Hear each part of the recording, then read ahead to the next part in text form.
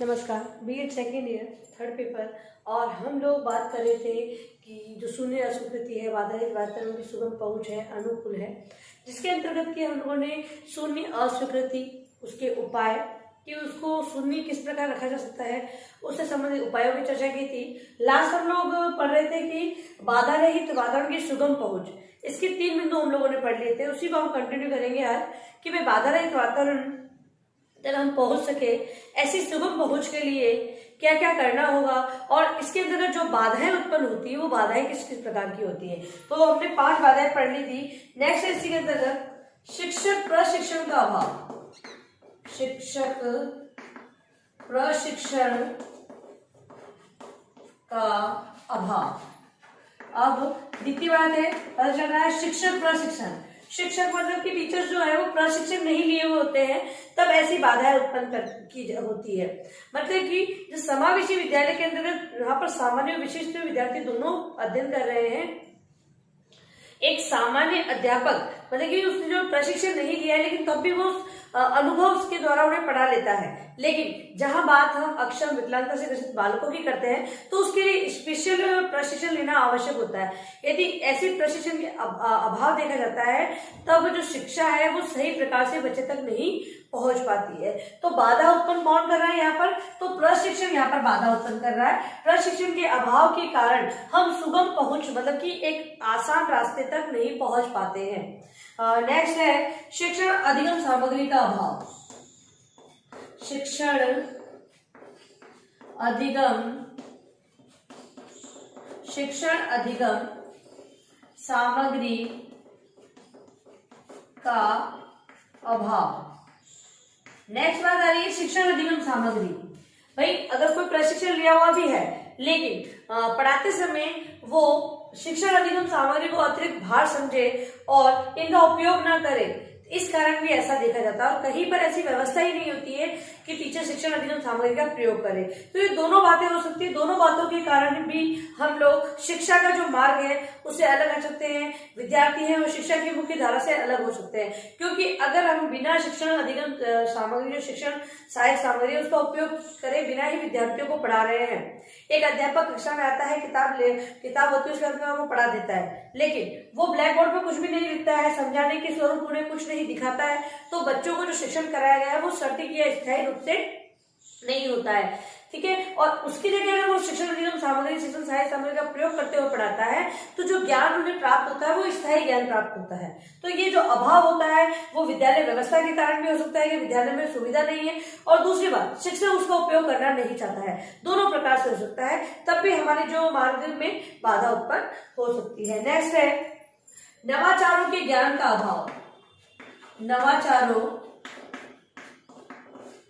के ज्ञान का अभाव। नवाचारों के ज्ञान का अभाव मतलब कि जैसे कि हम बात करते हैं कि सेवा पूर्व और सेवाकालीन शिक्षक। सेवा पूर्व जो शिक्षक होते हैं जो बीएड एसएससी जो कर रहे हैं विद्यार्थी, और सेवाकालीन जो सेवा के अंतर्गत लग चुके हैं, जो सेवा में लग चुके हैं, उन्हें नवाचारों से अवगत होना होता है, लेकिन वो इनमें रुचि नहीं लेते हैं और नवीन ज्ञान को ग्रहण नहीं करते हैं। भाई इनके लिए बहुत सेमिनार वेबिनार वगैरह करवाए जाते हैं, लेकिन वो उस ज्ञान को प्राप्त करने में मतलब कि जाते तो है लेकिन केवल सिर्फ दर्शक की भांति वहां पर अटेंड करते हैं और आ जाते हैं, केवल अपने अटेंडेंस लगवा के आ जाते हैं, उसका उपयोग नहीं करते हैं कि हमें जो सिखाया जा रहा है हमें कहाँ उपयोग करना है। तो वो नवाचारों से अवगत नहीं होते। नवाचार एक शिक्षकों की भी गलती हो सकती है, और एक जो इन कार्यक्रमों को आयोजित करते हैं वो यदि अगर सही ढंग से आयोजित नहीं करवाते, आयोजन का कार्य सही ढंग से नहीं करते, तब भी समस्या देखने को मिलती है। तो नवाचारों के ज्ञान के अभाव के कारण भी ये समस्याएं सामने आती। फिर है वित्तीय बाधाएं। वित्तीय बाधाएं मतलब कि धन के अभाव के कारण जो शिक्षक है यदि उसे उचित धन नहीं प्राप्त होगा तो वो उस कार्य को नहीं करेगा। मतलब कि हमारा क्या लक्ष्य है?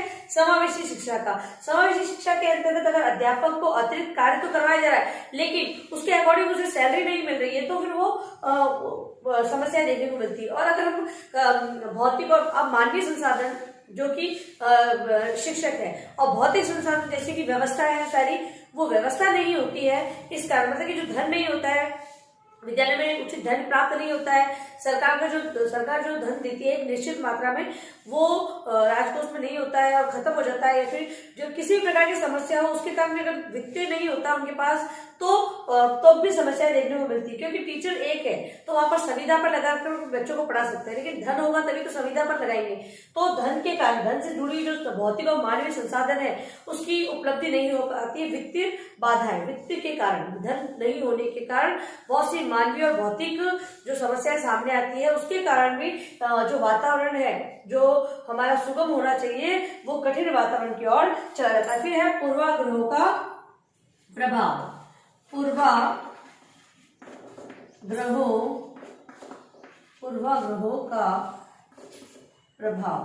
पूर्वाग्रहों का प्रभाव मतलब कि जो शिक्षक है, शिक्षक की बात कर लो या फिर प्रधानाध्यापक की बात कर लो, आप किसी की बात हम लोग कर सकते हैं, लेकिन हमें यहाँ विद्यालय से लेना है तो शिक्षक और प्रधानाचार्य की हम बात करेंगे कि वो लोग नकारात्मक सोच रखते हैं इन विद्यार्थियों के लिए। जो अक्षम और विकलांगता से ग्रसित बालक है उनके लिए उनकी सोच नकारात्मक होती है कि ये बालक भविष्य में कुछ नहीं कर सकते हैं, हम अपने मानवीय और भौतिक संसाधन को इन्हें उपलब्ध करवाकर व्यर्थ ही उपलब्ध करवा रहे हैं। तो ऐसे जो पूर्वाग्रह मतलब कि जो पुराने विचारों से जो ग्रसित है, जो अपने विचारों में परिवर्तन नहीं ला रहे हैं, क्योंकि नवाचारों से तो वो अवगत हो ही नहीं रहे, तो वो उनके अंदर नवीनता नहीं आ रही है। इस प्रकार की पूर्वाग्रह मतलब कि पुराने जो सोच है विचारों से ग्रसित होते हैं, उनके कारण भी समस्याएं देखने को मिलती है। फिर है शिक्षण अधिगम प्रक्रिया संबंधी, शिक्षण अधिगम प्रक्रिया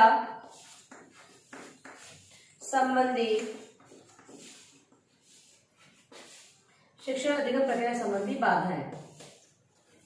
मतलब कि शिक्षण अधिगम प्रक्रिया, अब यहाँ बात प्रक्रिया की, जो शिक्षण का कार्य करवाया जा रहा है वो प्रक्रिया जो नवीन जो विचारधाराओं को नहीं दिए होती है, मतलब कि जो नवीन जो आज का जो युग है, वर्तमान युग है, वर्तमान की आवश्यकताओं को देखकर ऐसी व्यवस्था नहीं की जाती है, तो अभिभावक है वो भी विद्यार्थियों को वहां नहीं भेजते पढ़ने के लिए। क्योंकि कौन नहीं चाहता कि हमारा बालक जो आज का युग है उससे कंधे से कंधा मिलाकर चले, इसीलिए वो चाहते हैं कि हमारे जो बच्चे की जो शिक्षा है वो आज के युग को देखे हुए, वर्तमान आवश्यकताओं को देखते हुए उनको मिले। इस प्रकार की जब सुविधाएं नहीं होती है, मतलब कि शिक्षण कार्य अधिगम कार्य, कहीं पर तो ऐसा होता है कि बच्चे को केवल ज्ञान दिया जाता है और कहीं पर जो ज्ञान दिया जाता है वो व्यवहारिक ज्ञान होता है। तो हर कोई चाहता है कि हमारा बालक व्यवहारिक ज्ञान प्राप्त करे, ताकि एक बनावटीपन या रट्टू तोते की तरह उससे कुछ चीजें मतलब कि सीखने को नहीं मिले। मतलब कि बालक है वो उस चीज को व्यवहार में सीखे, आगे जाके उसे कहाँ पर ये काम आने वाला है, ऐसी चीजों को वो अपनाते हुए चले। तो शिक्षण अधिगम प्रक्रिया संबंधी बाधाओं के कारण मतलब कि ऐसी सुविधाएं विद्यालय उपलब्ध नहीं करवा पाता है, वो भले फिर वो किसी भी प्रकार की समस्या हो कि किसी भी समस्या के कारण वो व्यवस्थाएं नहीं करवा पा रहा है, तो ऐसी समस्या देखने को मिलती है। जो वातावरण की सुगम पहुंच है, वो आसानी से जिस मार्ग तक पहुंचना चाहते हैं, जिस लक्ष्य तक पहुंचना चाहते हैं, वो हमें प्राप्त नहीं होता है। नेक्स्ट है शैक्षिक तकनीकी संबंधी बाधा है। शैक्षिक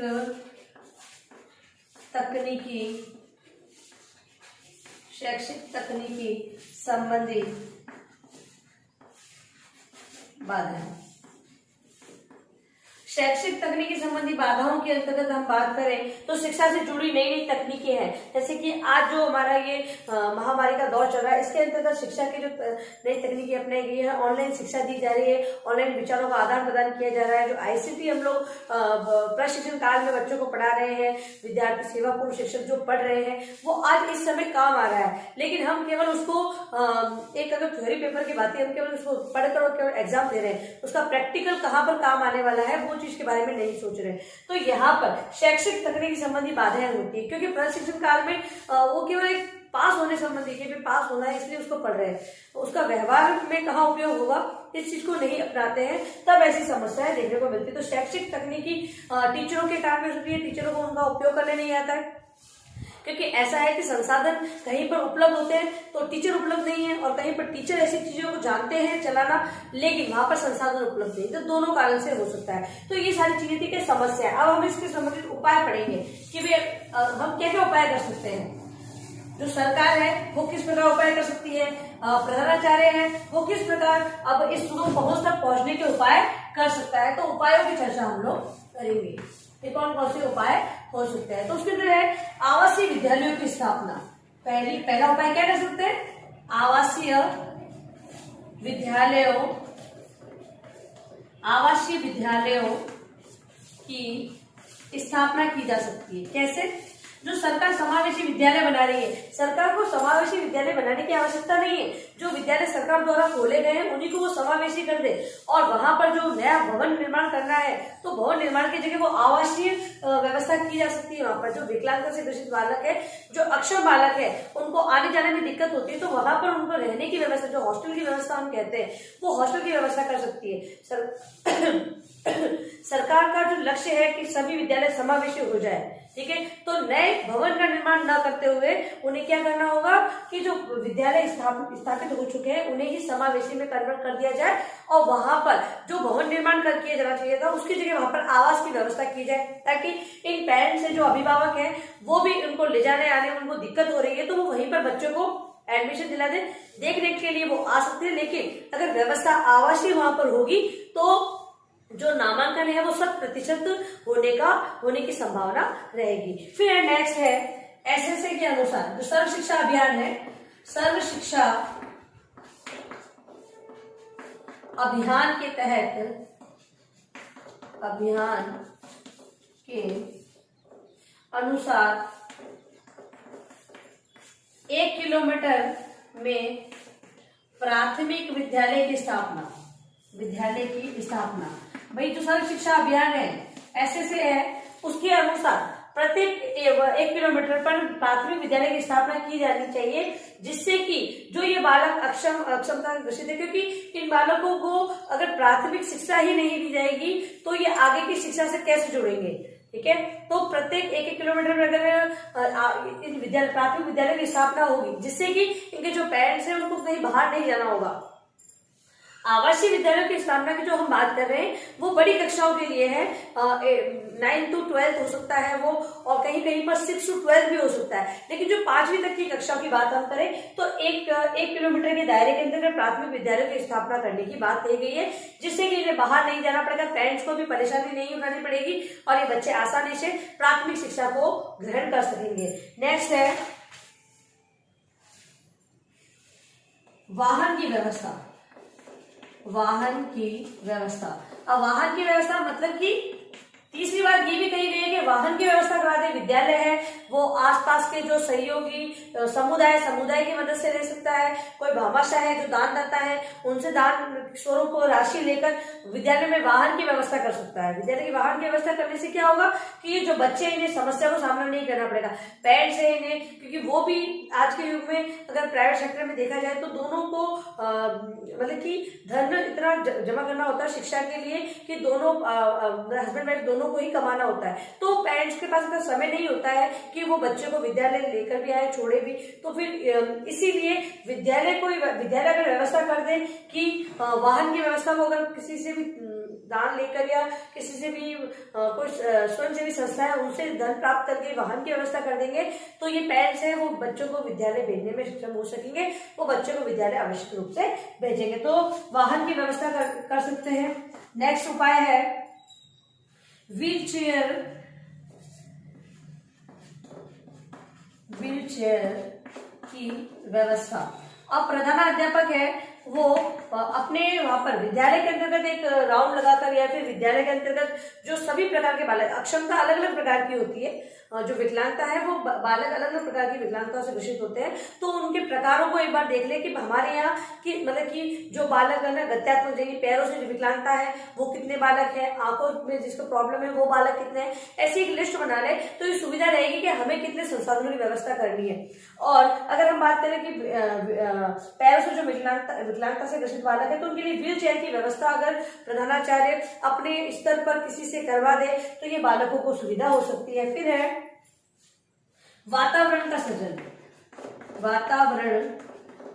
सृजन।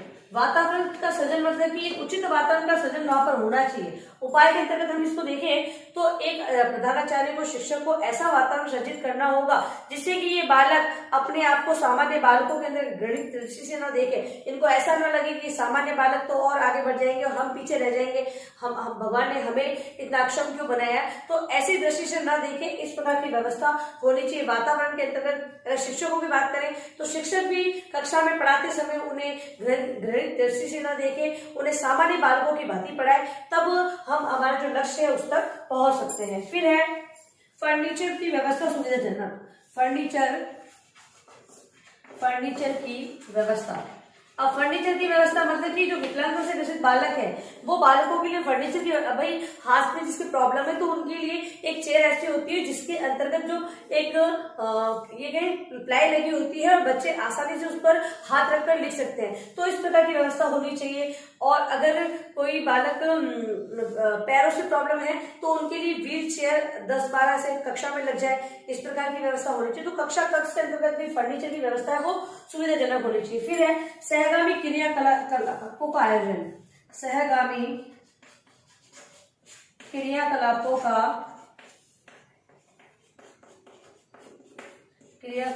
का आयोजन। अब जब हम गतिविधियां आयोजित नहीं करेंगे तो ये बालक है वो पढ़ने में इंटरेस्ट नहीं लेंगे, क्योंकि ये बालक आज तक किसी विद्यालय में नहीं गए और गए भी हैं तो उन्होंने सही से शिक्षा प्राप्त नहीं करी। और समावेशी शिक्षा के अंतर्गत हम इन बालकों को अच्छे से पढ़ाना चाहते हैं, जो सिखाना चाहते हैं वो व्यवहारिक ज्ञान के रूप में सिखाना चाहते हैं।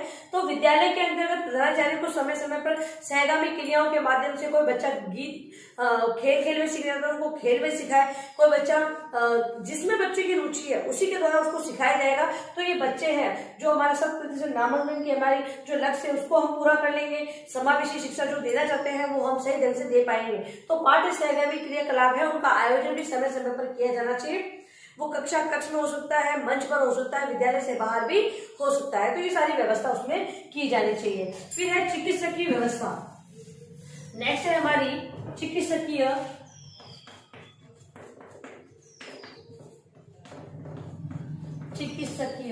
व्यवस्था। चिकित्सकीय व्यवस्था मतलब कि इन बच्चों का टाइम टू टाइम एक चेकअप होना जरूरी है कि बच्चे ने कितना अच्छा सीख लिया है, बच्चा और कैसे सीख सकता है, क्योंकि इनके लिए, बच्चों के लिए हमेशा एक मतलब एक डॉक्टर को होना जरूरी है। तो विद्यालय में वहां पर सरकार को भी जरूरी नहीं है कि रोज रोज वो डॉक्टर चेक करने आए, एक सप्ताह में एक दिन कोई निश्चित कर ले कि डॉक्टर उन्हें चेक करने आ रहा है और कहाँ तक बच्चे का विकास हुआ है, बच्चा और कितना अच्छा सीख रहा है, आगे उसे कितनी ट्रीटमेंट की जरूरत है, वो सारी व्यवस्था हो, इसीलिए चिकित्सकीय व्यवस्था वहां पर होनी चाहिए। और लास्ट है प्रकाश की व्यवस्था। प्रकाश की व्यवस्था मतलब कक्षा कक्ष में उचित प्रकाश की व्यवस्था होनी चाहिए। ऐसा नहीं कि बालकों के लिए, अभी आप पढ़ाना भी चाहते हैं बच्चों को साथ में और बच्चों के लिए व्यवस्था भी नहीं है, तो ऐसा फिर जो शिक्षा हम देना चाहते हैं वो संभव नहीं है। इसीलिए कक्षा कक्ष में उचित प्रकाश की व्यवस्था हो। देखने को मिलता है कि भौतिक संसाधनों की कमी के कारण जो लक्ष्य है वो प्राप्त नहीं होता है, तो प्रकाश की व्यवस्था भौतिक संसाधनों के अंतर्गत आती है।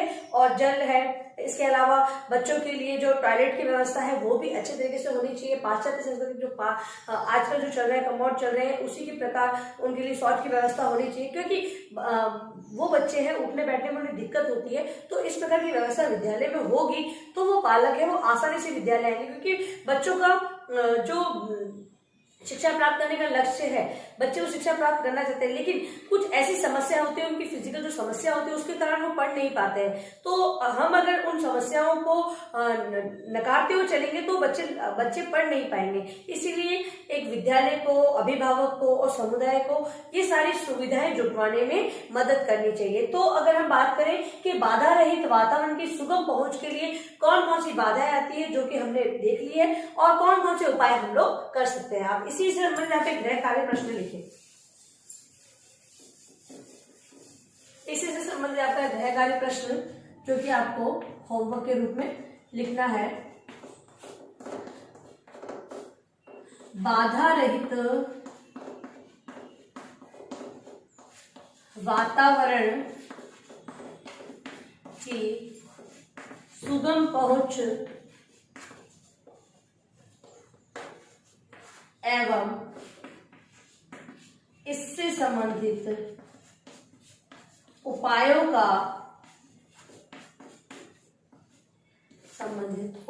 का वर्णन करें। ठीक है, अब आपकी उत्तर पुस्तिका में ये प्रश्न जो है निबंधात्मक प्रश्न है और परीक्षा की दृष्टि से महत्वपूर्ण है, इसे आप अपनी उत्तर पुस्तिका में लिखें। और अंत में, इस महामारी के दौर में कम से कम घर से बाहर निकले, आवश्यक या जरूरी कार्य होने पर ही घर से बाहर निकले। और अगर आप बाहर जाते हैं तो 3 बातों को विशेष ध्यान रखें, मास्क लगाएं, हाथों को बार बार सैनिटाइज करें और सोशल डिस्टेंस का जरूर ध्यान रखें। धन्यवाद।